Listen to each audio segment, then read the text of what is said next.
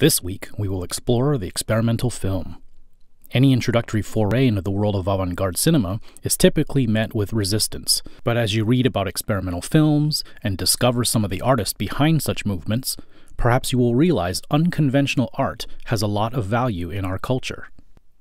If you will pardon my French, avant-garde means before its time, art that is revolutionary. Many people who engage in experimental film, or avant-garde film, are often affronted by a manner of communication that initially seems nonsensical. As consumers of commercial filmmaking, we often forget what it means to have a conversation about an idea rather than a conversation that sells a product. As engaging with experimental art is largely a personal experience, I would say that any art that communicates in a style that is unconventional compared to other art of its kind can be considered experimental. Music, studio art, sculpture, and film provide a lot of real estate for artists to experiment all the time.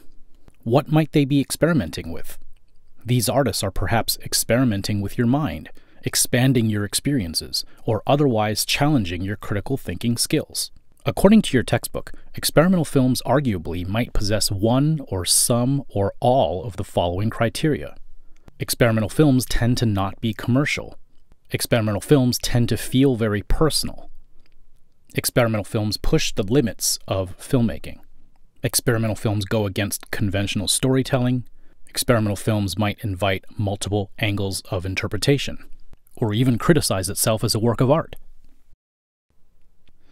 In other words, experimental films communicate in a language that might be new to the viewer. When writing about art that seems experimental, contextualize your adjectives in your papers.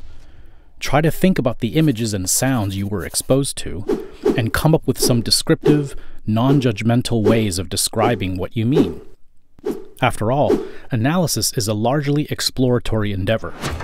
Here are some terms that I sometimes use to describe experimental and avant-garde art. Experimental movies are sometimes allegorical. Sometimes they can be cryptic. Often they are very personal. Whenever I look at something new and unexpected, I try to find out what the artist was trying to say. Try it for yourself. You might find that something that was once difficult is a lot more accessible than you think.